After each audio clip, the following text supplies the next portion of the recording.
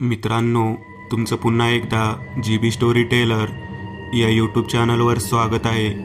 आजच्या आपल्या गोष्टीचं नाव आहे एक वटी बाळगिळीची.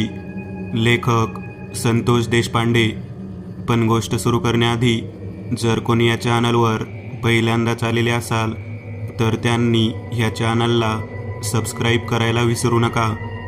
चला तर मग अजिबात वेळ न घालवता गोष्टीला सुरुवात करूया.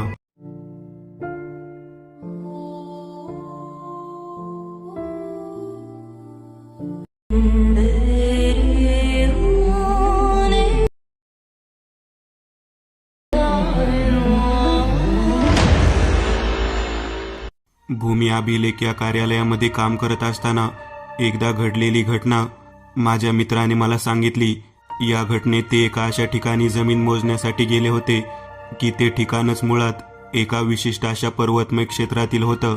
गायरानातील जमीन मोजून द्यायची होती आणि एका शेतकऱ्याची पूर्वापार काळापासून वारसदार पद्धतीने आलेली जमीन त्यांना मोजून त्यांच्या ताब्यात द्यायची होती. सरकारी काम असल्यामुळे त्या ठिकाणीच राहावं लागत होतं आणि हे काम जवळजवळ 21 दिवस राहणार होतं. आणि त्या 21 दिवसाच्या कालावधीमध्ये जेवणाची सोय, राहण्याची व्यवस्था ही सगळी काही खेडेगावच्या एका मुकादम कुटुंबाकडे करण्यात आली होती. खेडेगावच्या त्या भागामध्ये तब्बल 4 टीम जमीन मोजण्यासाठी होत्या. 3 जणांची एक टीम, असे आम्ही 12 जण होतो.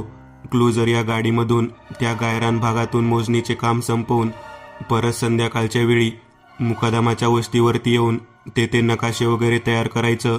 साधारण 8 वाजता आम्ही सर्वजण मिळून त्या ठिकाणापासून थोड्या अंतरावर असलेल्या ढाब्यावरती जेवण करण्यासाठी जायचं. ज्या वेळेला हुकी येईल तेव्हा दारू वगैरे प्यायचो. बरेच अंतर असल्यामुळे तब्बल अर्धा-पाऊण तास ड्रायव्हिंग करून परत येत होतो. त्या दिवशी आमच्या समवेत मुकदमाचा मुलगा शांताराम हा होता. शांताराम आम्हाला म्हणाला, रस्त्याच्या कडेने तो मोठा कातळ आहे, जो मोठा दगड आहे तिथून डाव्या बाजूला जे शेत आहे ते मोजण्यासाठी घेऊ नका. ते शेत जेव्हा आमचे बाबा असतील म्हणजे आत्मारामराव जेव्हा असतील तेव्हाच मोजणीला घ्या. तेव्हा आमच्या 4 जणांच्या टीममधील सुखदेवराव म्हणाले, काय कारण तुझा बाप असल्यानंतर आम्ही मोजायला घ्यायचं? आम्हाला जेव्हा वेळ मिळेल तेव्हा मोजून टाकणार. तेव्हा शांताराम म्हणाला, अहो त्या जागेमध्ये सहसा कोणी जात नाही. गावातील लोक काही ठराविक दिवशी त्या जागेत जातात. तुम्ही जर गेलात तर तुम्हाला त्रास होईल. या गोष्टीसाठी मी तुम्हाला बोललो. शांतारामचे बोलणे ऐकल्यानंतर सुखदेव त्याच्यावर चिडला आणि म्हणाला, तो कातळ कुठे आहे दाखव मला. ते ठिकाण जेव्हा येईल तेव्हा मला सांग. मी आताच त्या ठिकाणी जातो आणि नेमकं काय आहे ते पाहतो. तुम्ही खेडेगावातील लोक कोणत्याही सरकारी कामांमध्ये काही ना काहीतरी चित्रविचित्र गोष्टी सांगून अडथळा निर्माण करताच. हे 15-20 दिवसाचं काम आम्हाला 10-12 दिवसात संपवून सुट्टीसाठी गावाकडे निघून जायचं आहे. हे सरकारनं दिलेलं काम असल्यामुळे आम्ही एवढ्या चोखपणे ते करत आहोत. तसं बघायला गेलं तर यात खाण्याला आणि पिण्याला एवढ्याच गोष्टी आम्हाला मिळतात. बाकी पैसा म्हणून काही मिळत नाही. तेव्हा शांताराम म्हणाला, पैशाची अपेक्षा ठेवून काम करू नका साहेब. हे पुण्याचं काम आहे. जी जमीन तुम्ही मोजून देणार आहात ती आमच्या पूर्वजांच्या काळातील आहे. येथे आम्ही खूप चांगले कार्य करणार आहोत. फक्त मी काय म्हणतो, तो मोठा काळा कातळ आहे त्या ठिकाणी बाबा असल्याशिवाय मोजायला जाऊ नका, नाहीतर तुम्हाला त्रास होईल. तेव्हा सुखदेव म्हणाला, कोठे तो कातळ येतो तेवढे मला दाखव. बाकी तू काही पुढे बोलू नको. सुखदेव चांगलाच पिलेला होता, त्यामुळे तो असा बोलत होता. मी त्याला शांत केले. तेव्हा तो मला म्हणाला, चंदन तू लक्षात घे, प्रत्येक वेळेला तुझे ऐकून घेण्यासाठी आम्ही बांधील नाही आहोत. परंतु तू या भागात बरेच वर्ष काम केलं आहे म्हणून तुला आम्ही मान सन्मान देतो. तेव्हा चंदन म्हणाला, मी जे काही सांगतो ते ऐकून घ्या. शांताराम जे काही बोलत आहे ते खरं आहे. या ठिकाणी तुम्हाला बऱ्याच चित्रविचित्र गोष्टी जाणवू शकतात. मागे एकदा मी या ठिकाणी आलो होतो तेव्हा त्या उंच दगडाच्या पलीकडे एक लाकडी ओंडका होता. म्हणजे ते झाडच होतं. ते पूर्णतः वाळलेलं आणि त्याला बांधलेल्या साकळ्या मी पाहिल्या होत्या. त्यानंतर मी आत्मारामबरोबर परत निघून गेलो. तेव्हा मला आत्मारामने सांगितले की ती जागा बाळगिळीची आहे. मी तेव्हा त्यांना म्हणालो, हा शब्द खूप विचित्र वाटतो. बाळगळी म्हणजे काय? तेव्हा त्याने सांगितले, विविध प्रकारच्या भूतांच्या प्रकारातील एक भयानक प्रकार म्हणजे बाळगिळी. जसं कैदाशी नसते त्याच पद्धतीची ही बाळगिळी असते. एखाद्या गावामध्ये एखाद्या गरोदर बाईला कोणत्या विशिष्ट कामासाठी ते काम पूर्ण होण्यासाठी बळी म्हणून दिले जाते, तेव्हा ती त्या गावातील लोकांना काही ना काहीतरी मागत असते, तेव्हाच ते काम पूर्ण होतं. त्यातीलच ही बाळगिळी आहे, तिचं ते स्थान आहे. मी ही गोष्ट ऐकल्यानंतर परत कधी तिकडे गेलो नाही, परंतु शांताराम जे बोलत आहे ते अगदी खरं आहे. आपण त्या भागामध्ये आत्माराम असल्याशिवाय जायला नको. सुखदेव म्हणाला, तू जे हे काय सांगितले ते सांगितल्यानंतर पुरती आशाच उतरून गेली. आता वस्तीवरती गेल्यानंतर एक एक पॅक पुन्हा पिवावं लागेल. ते वस्तीवरती गेले आणि बाजेवरती बसून एक एक दारूचा घोट घेऊ लागले. आत्माराम तेथे स्वतः आला. आत्मारामला सुखदेव म्हणाला, आत्माराम बाबा, तुमच्या बाबतीत बऱ्याच गोष्टी मी ऐकल्या आहे. उद्या आमच्या बरोबर या. ते जे काही ठिकाण आहे तेथील मोजणी करायची आहे. तेव्हा आत्माराम म्हणाला, कोणतं ठिकाण? तेव्हा चंदन म्हणाला, ते नाही का अर्धवट जमिनीमध्ये असलेलं झाड ज्याला साखळ्या बांधल्या आहेत, ते ठिकाण जे तुम्ही मला मागच्या वेळेला सांगितलं होतं की ते ठिकाण बाळगिळीचं आहे. तेव्हा आत्माराम सुखदेव यांच्यासमोर हात जोडून उभारला. तो म्हणाला, साहेब, तुम्ही काय म्हणताय तेच मला नेमकं समजत नाही. त्या ठिकाणची जागा ही ना गायरानातली आहे ना सरकारी हद्दीतली. ती जागा माझ्या स्वतःच्या मालकीची आहे. मी ती जागा गावासाठी दान म्हणून दिलेली आहे. तेथे मोजणी करायची काहीच गरज नाही. तेव्हा सुखदेव म्हणाला, अरे, त्या ठिकाणापासून राहिलेली जमीन मोजण्यासाठी तेथे टेप लावावंच लागेल ना. आणि जो तुझा मुलगा म्हणतो की त्या ठिकाणी काहीतरी चित्रविचित्र प्रकार आहे आणि आमचा बाप असल्याशिवाय तुम्ही तिथे जाऊ नका, मग तो प्रकार पाहायला नको का? तेव्हा आत्माराम तोंडामध्ये गालामध्ये 2 थापडा मारत म्हणाला, नको नको जी साहेब, या गोष्टीची परिस्थिती खूप वेगळी आहे. तुम्ही या फंद्यात पडू नका. तेव्हा सुखदेव म्हणाला, ठीक आहे, तुझी जमीन मोजून देण्याचे काम आमच्याकडून होणार नाही, म्हणून आम्ही अहवाल देतो. चंदन आणि शेखर दोघेही जण त्या ठिकाणी सुखदेवला म्हणाले, आत्मारामची इच्छा नाही ना साहेब, मग त्याच्यावर बळजबरी करू नका. तो जेव्हा म्हणेल तेव्हा आपण तेथे जाऊ. उद्या जाण्याची काय गरज नाही. तेव्हा आत्माराम म्हणाला, 2 दिवस तर जायचं नाही बघा. 2 दिवसानंतर तिसऱ्या दिवशी जेव्हा तृतीय आहे तेव्हा जाऊ. सुखदेव म्हणाला, ठीक आहे, तू नाही आला तरी चालेल. शेखर आणि चंदन, तुम्ही दोघेजण येणार आहात का सांगा, नाहीतर मी माझ्या 3 जणांच्या टीमला तेथे घेऊन जाणार आणि तेथील मोजणी करून परत येणार. तेव्हा आत्माराम शांताराम दोघेजण सुखदेवला म्हणाले, नको त्या फंद्यात पडू नका. मी तुम्हाला काय सांगतो, तृतीयाच्या दिवशी मी येतो म्हटलं ना, म्हणजे येतो. सुखदेव नशेत होता. तो म्हणाला, ठीक आहे, बघू उद्या काय करायचं ते. मला आणि शेखरला तो म्हणाला, चला चला चंदन, तुम्ही दोघेजण आज झोपायला येणार नाही का? तेव्हा आम्ही सर्वजण त्या वस्तीच्या आतमध्ये असलेल्या आमच्या झोपण्याच्या ठिकाणी गेलो. सुखदेव मला म्हणाला, तू जे काही बोललास, जे काही जागा सांगितली, ती जागा जाणून बुजून या आत्मारामने लाटलेली आहे. वास्तविक पाहता तिच्या मालकीची नाही. मला वाटतं आपण ती जागा मोजून घ्यावी. उद्या संध्याकाळी आपण इथून 4 किलोमीटर लांब असलेल्या जंगलातल्या भागात जाणार आहोत. तिथून परत येताना साधारण 5 ते 6 वाजण्याच्या सुमारास त्या ठिकाणी जाऊ. जास्तीत जास्त अर्ध्या तासात तो भाग मोजून पूर्ण होईल. मग शेखर म्हणाला, ठीक आहे, जाऊ, पण चंदन जे काही बोलत आहे ते आपण समजून घ्यायला हवं. तेव्हा सुखदेव माझ्याकडे पाहत म्हणाला, चंदन, तुझी तयारी आहे का नाही? मला फक्त एवढे सांग. तेव्हा मी म्हणालो, मी नाही येणार, तू तुझ्या टीमला घेऊन जा. त्याच्या मागची कारणं तुला त्या ठिकाणी गेल्याशिवाय कळणार नाहीत. तेव्हा सुखदेव माझ्यावरती चिडला. मला म्हणाला, चंद्या, तू प्रत्येक वेळी काढता पाय घेतोस. तेव्हा मी म्हणालो, हे बघ, तुला जे योग्य वाटतं ते तू कर. मी अगोदरच तुला सांगितलं आहे, ती जागा विचित्र आहे, तरीसुद्धा तुला जर जायचं आहे तर जा. सुखदेव त्याच्यासोबत असलेल्या विकास आणि नितीन या दोघांना म्हणाला, आपण तिघेजण जाऊ रे, याला बसू दे इथेच. तेव्हा ते दोघेही म्हणाले, ठीक आहे, जाऊ आपण. आता झोपा, जास्त उशीर झालेला आहे. दुसऱ्या दिवशी सुखदेव 4 किलोमीटर लांब असलेल्या जंगलामध्ये शेत मोजण्यासाठी आपल्या टीमसोबत गेलेला होता. चंदन, शेखर आणि मुकदमचा मुलगा शांताराम तिघेही जण गावामधील मंदिराच्या आजूबाजूचा परिसर मोजून घेत होते. नकाशे बनवण्याचे काम मंदिराच्या समोरच्या ओसरीवरती बसूनच करत होते. शांताराम म्हणाला, चंदन साहेब, ते सुखदेव साहेब त्यांच्या 2 मित्रांना घेऊन तिकडे गेले आहेत. त्यांना फोन करून सांगा, सरळ परत या. आज पौर्णिमा आहे.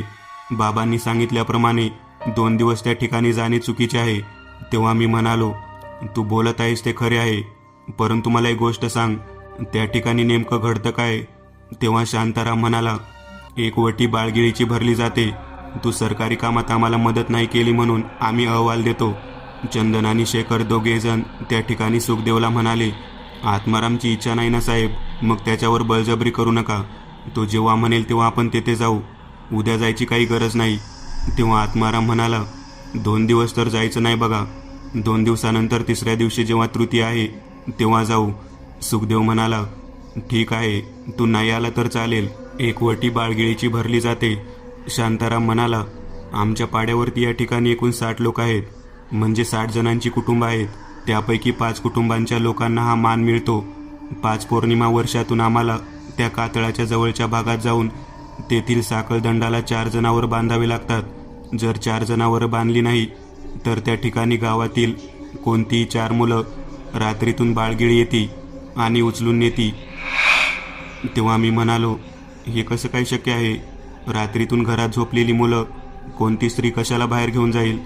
तेव्हा तो म्हणाला, बाळगिळी म्हणजे स्त्री नाही, स्त्री पिशाच आहे. या जंगलाच्या संरक्षणासाठी म्हणून पूर्वीच्या लोकांनी एका स्त्रीला त्या झाडाला बांधून ठेवलं होतं. तिच्या पायाला साखळदंडांनी बांधलं होतं. ती गरोदरबाई होती. 1 नव्हे, 2 नव्हे, 3 नव्हे, अशा पद्धतीने तिला 8 दिवस तसेच उपाशी ठेवण्यात आलं. मांत्रिकानं सांगितलं होतं, ती बाई स्वतःच्या मुलाचा घास घेईल तेव्हाच ती शांत होईल. मांत्रिकाने त्या झाडाला खिळे ठोकून मंत्रविद्या केली होती. पौर्णिमेच्या रात्री ती गरोदरबाई प्रसूत झाली आणि पहाटेच्या वेळेला भुकेने व्याकुळ असलेल्या त्या बाईच्या मार्फत मांत्रिकाने मंत्रविद्या करून त्या बाईला बाळगिळी बनवलं. पाड्यावरच्या लोकांनी मांत्रिकाला विचारलं की असं का करण्यात आलं? तेव्हा मांत्रिक म्हणाला, शहरातील लोक येतील, या भागाला सर्वांच्या ताब्यातून हिसकावून घेतील. या ठिकाणी जोपर्यंत कोणती शक्ती अतृप्त वासनेने फिरत नाही तोपर्यंत तुमचा पाडा, तुमची वस्ती, तुमचं जंगल अजिबात सुरक्षित राहणार नाही. त्यासाठी या बाळगिळीला मी बनवलं आहे. दर पौर्णिमेच्या दिवशी या ठिकाणी त्या झाडाच्या साखळदंडाला 4 कापसाच्या भावल्या आणून बांधत जावा. जनावर जर नसतील तरी चालेल, परंतु भावल्या जरूर आणून बांधा. त्या ठिकाणी अतृप्त असलेल्या त्या बाळगिळीला घास म्हणून तो भाग प्राप्त होईल. ती प्रत्यक्ष त्या 4 जणांना संपवून टाकेल. तेव्हा गावातील लोक म्हणाले, भावल्यांना खाल्ल्याने काय होणार? तेव्हा तो मांत्रिक म्हणाला, मूर्खांनो, तुम्ही बांधत असलेले ते भावले असतील, परंतु तेथे प्रत्यक्ष रात्रीच्या वेळी त्याचं रूपांतर मनुष्यामध्ये होईल, बाळामध्ये होईल. मग ती बाई स्वतःचं पोट त्यातून भरेल आणि शांत राहील. त्या भागात सधनता आणि सुजलाम सुफलामता कायमस्वरूपी राहील. तुमच्या या कुटुंबातील कोणत्याही व्यक्तीला त्याचा त्रास होणार नाही. मांत्रिकाचे बोलणे ऐकून आम्ही दरवर्षी संक्रांतीच्या दिवशी नवीन कपडे विकत घेतो. ते सर्व कपडे त्यामध्ये विशिष्ट पद्धतीचे साहित्य भरून बाहुली बनवून तेथे साखळदंडाने बांधून ठेवतो. मग पौर्णिमेच्या रात्री हे सर्व काही आपोआप घडत असतं. म्हणूनच माझा बाप सांगत होता की त्या ठिकाणी अजिबात जाऊ नका, तृतीया दिवशी जावा. शांतारामने सांगितलेली गोष्ट ऐकल्यानंतर डोक्यामध्ये मुंग्या घुमू लागल्या. आज जर आपल्या एका टीममधील 3 जण त्या ठिकाणी गेलेले आहेत. आज पौर्णिमा आहे. अरे देवा, नको ते काही घडायला नको. तेव्हा शांताराम म्हणाला, साहेब तुम्ही आता इथून हलू नका. आपण त्यांना एवढे समजावून सांगून सुद्धा जर ते त्या ठिकाणी गेले असतील तर तो त्यांचा दोष आहे. तुम्ही फक्त शांततेने येथे राहा. तेव्हा मी म्हणालो, अरे तसं नाही, आपल्यासोबत आलेल्या व्यक्तीच्या जीवाची काळजी आपण केली पाहिजे. तू जे काही म्हणत आहे ते सर्व काही खरे आहे, परंतु निदान त्यांना त्या जागेपासून संध्याकाळ होण्या अगोदर दूर हटवायला हवं असं मला वाटतं. तेव्हा शांताराम म्हणाला, ठीक आहे, तुमच्यासोबत अजून 2 जण घेऊन जावा. मी त्या ठिकाणी येणार नाही, कारण मी या गावातला आहे. मला अजिबात परवानगी नाही त्या ठिकाणी यायची. अरे बापरे, मग काय मी एकटा जाऊ? माझ्या बोलण्यावरती शांताराम म्हणाला, अजून 2 घेऊन जावा. मग मी माझ्यासोबत शेखर आणि विशाल या 2 घेऊन त्या ठिकाणी निघालो. 5:30 वाजून गेले होते. बरेच अंतर पार करून त्या ठिकाणी काळ्या कातळाजवळ पोहोचलो. त्या ठिकाणी पोहोचल्यानंतर थोड्या अंतरावरती ते झाड दिसत होतं. केवळ लाकडाचा बुंदा, त्याला 3-4 फाटे, ते सुद्धा वाळलेले आणि त्याला असंख्य खिळे ठोकलेले. त्यांना साखळदंड दिसत होते. आता मात्र पुढे जायचं का नाही याबाबत शेखर मला विचारू लागला. मी शेखरला म्हणालो, आपण येथेच थांबू. अजून आपल्यापैकी कोणतीच व्यक्ती दिसत नाही. सुखदेव कुठे गेला ते पाहायला हवं. तेव्हा दूरवर नजर फिरले असता सुखदेव आणि त्याच्यासोबत नितीन हे दिसत होते. आम्ही त्या दिशेने चालत जाण्यासाठी निघालो. खूप वेळ चालण्याचा प्रयत्न केला, परंतु गोल फिरून फिरून त्या झाडाजवळच आम्ही येऊ लागलो. आता मात्र शेखर माझ्याकडे पाहत म्हणाला, चंदन साहेब, काहीतरी घोळ झाला बरं का. आपल्याला चकवा बसला आहे. आपण येथेच फिरत आहोत. आम्ही घड्याळात पाहिलं तेव्हा 6:45 वाजले होते. अरे देवा, आपण सापडलो. आता काय करायचं? तेव्हा शेखर आणि विशाल या दोघांना मी म्हणालो, आपण आहे या जागी बसूयात. समोरचे झाड दिसते, तेथे नेमकं काय आहे ते पाहिल्याशिवाय कोणत्याही गोष्टीची उकल होणार नाही. तेवढ्यात पूर्ण अंधार पडला. पौर्णिमेच्या चंद्राचा प्रकाश हळूहळू आकाशात दिसू लागला. त्या प्रकाशात चालत येणारे सुखदेव, त्याच्यासोबतचे 2 व्यक्ती दिसू लागले.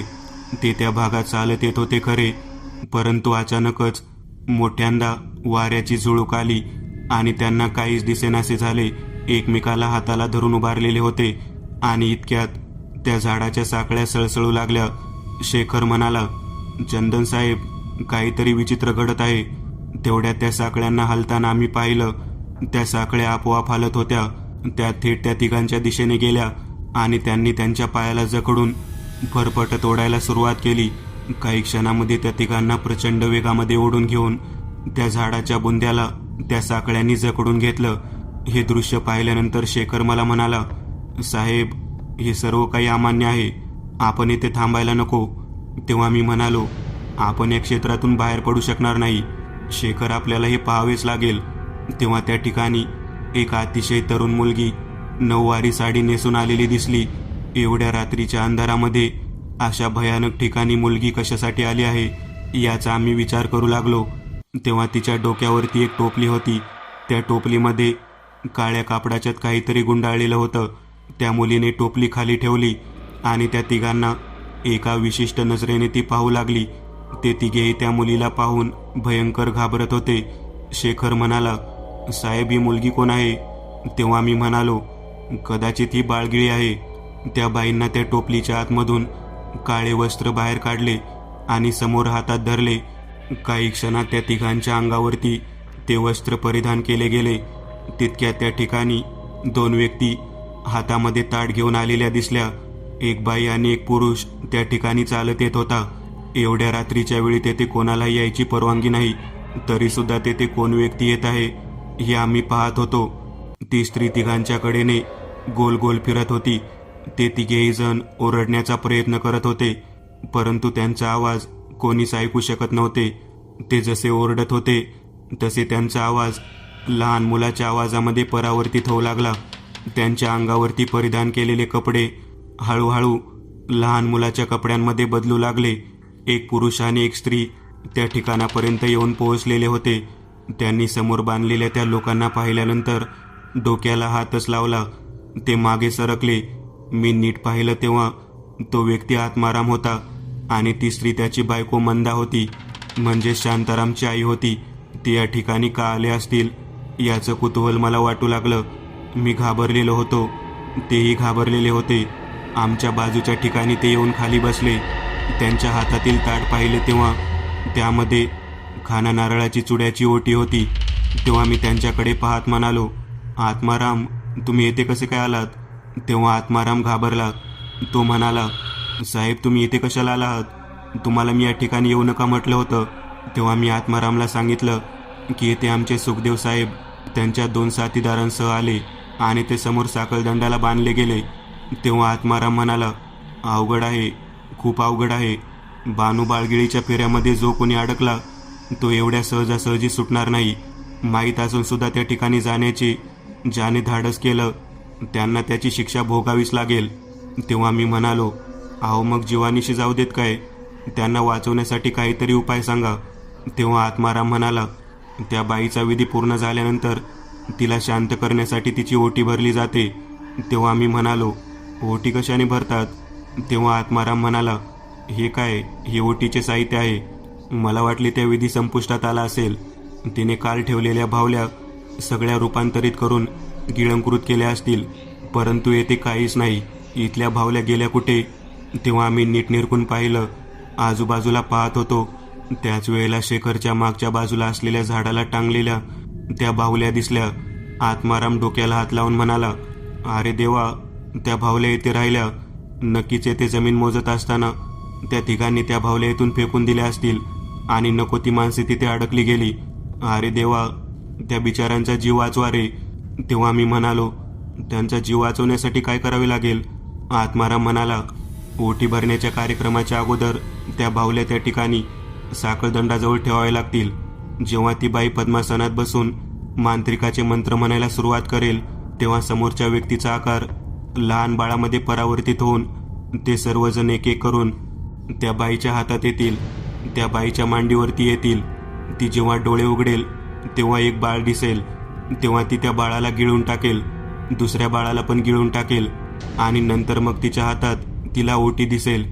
ती ओटी खण आणि नारळ घेऊन ती निघून जाईल. ती परत शांततेत तिच्या जागी परत निघून जाईल. मी आत्मारामला म्हणालो, या बाहुल्या जर मी त्या ठिकाणी ठेवून आलो तर? आत्माराम म्हणाला, तुम्ही वेडे आहात का काय? ती स्त्री पिशाच आहे. तुम्ही तिथे जाण्या अगोदर तिने तुम्हाला पाहिले तर ते तुम्हाला सुद्धा सोडणार नाही. आता काय करावे मला कळत नव्हते. शेवटी एखाद्याच्या जीवावर बेतणारी गोष्ट असेल तर धाडस करावेच लागेल. मी आत्मारामला म्हणालो, तू आणि तुझी बायको दोघेजण येथे आलेला आहात. तुम्ही कशासाठी आला आहात? तेव्हा आत्माराम म्हणाला, हा मान माझ्या घराण्याकडे आला आहे. 1 वर्षाकरिता मला यावेच लागते. म्हणून तर मी म्हणत होतो, तृतीयेच्या दिवसानंतर या ठिकाणीची जागा मोजा. परंतु साहेबांनी ऐकलंच नाही. आता साहेबच अडकले आहेत नको त्या फंद्यात. तेव्हा मी म्हणालो, तुझ्याजवळचं ओटीचं ताट माझ्याकडे दे. मी प्रत्यक्ष या 3 बाहुल्या तेथे घेऊन जातो आणि त्या बाईसमोर ठेवतो. तिने डोळे मिटल्यानंतर अगदी शांत रीतीने तिच्यासमोर ठेवून मी पळून येतो. आत्माराम म्हणाला, उगाच विषयाची परीक्षा घेऊ नका. 1 ओटी बाळगिळीची हा नियम फक्त आमच्या घराण्याचा आहे.